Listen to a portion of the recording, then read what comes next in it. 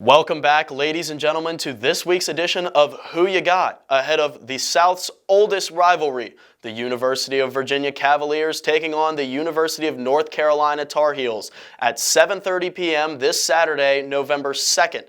I'm William Foshee, joined alongside by Ean Greenberg for WUVA.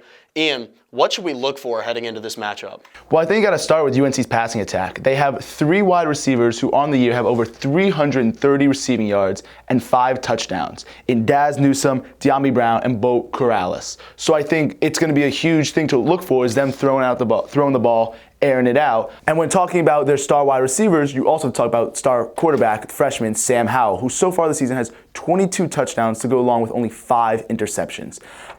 That's definitely something you have to look for with UNC. They're going to look to throw the ball a lot, and they're going to go after Virginia in this facet of the game. Well, fortunately for Virginia, they've got a great counter to this UNC passing offense. Their secondary has been dominant all season, opening up the season very well, and even following the absence of senior captain Bryce Hall, were dominant against Duke, played very well in the loss against Louisville, and are doing a great job containing opposing teams' passing offenses. Now, a challenge for them is going to be defending the rushing game. The D-line and D-backs have struggled as of late, particularly against Louisville, allowing 227 rushing yards, and a team that very rarely meets that benchmark. UVA's rushing defense is going to have to step up and play better if UVA wants to come out with a win this week, particularly against such a strong running back core.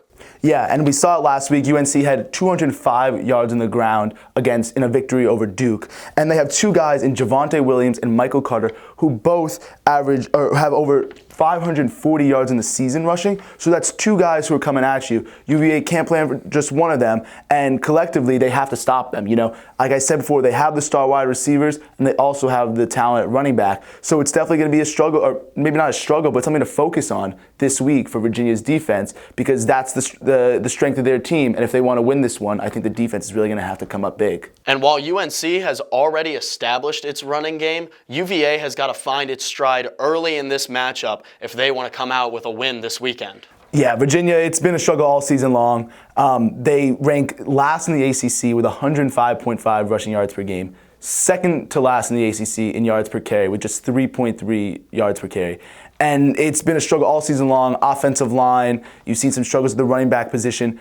And I think UVA definitely, it's something they have to focus on and really try to establish this week. Luckily for Virginia, North Carolina gives up 169 rushing yards a game. So maybe this is finally the week where they figure something out and they can really start to establish themselves running the ball both with Bryce Perkins and the 3-headed running backs with Talapapa.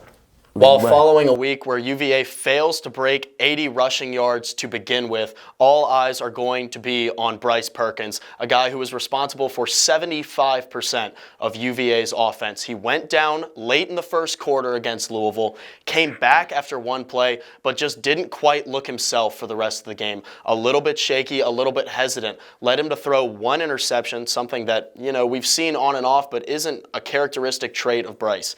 He's going to need to come into this game confident and healthy. He's going to need to be decisive and not be afraid to air the ball out. Last week, only averaging 5.7 yards per throw.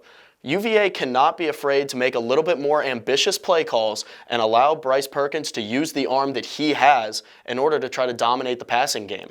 Well, I think to counter that, honestly, a little bit, I think they do have to look to air it out, but they also have to look to protect Bryce. He's the star of that offense. So I think when it comes down to it, you have to look at, like we saw with that after he came out with the injury last week, he looked a little hesitant when he came back throwing that pick. So I think the offense, yes, they do have to expand and try to add a little bit more creativity to it, but at the same time, it comes down to, in the end, protecting Bryce Perkins. And I think that's going to come down to the play calling and not putting him in situations where he's vulnerable. Something that UVA has struggled with all season long, protecting the quarterback, but now they're going to have to show it on the field. Ian, ahead of this week's matchup, who you got? I'm going to have to go with Virginia. I think this game, they've lost 3 out of their last 4. Things aren't really going the right. They've showed some road struggles, but I think with a chance to solidify a bowl game this week, and I think the teams had a week to look it over, look at the film, and understand where they struggled. I think they'll get stuff back together this week, and I think they'll pull out a close one. Well, Ian, after I picked Miami wrong and Louisville wrong, Following a must-win game really for both of these teams, as you mentioned, UVA trying to clinch a bowl game, UNC trying to work their way to the top of the Coastal, I'm going to have to go with UNC. I think that they have moved the football really, really well. Their upset over South Carolina was very telling of how well they can play the game, how dominant that they can be when they show up, and I think that playing in their house is going to be a huge factor leading up to this week's game. That's going to do it for us on Who You Got. I'm William Foshee, joined alongside by Ean Greenberg for WUVA. We'll see you at the game.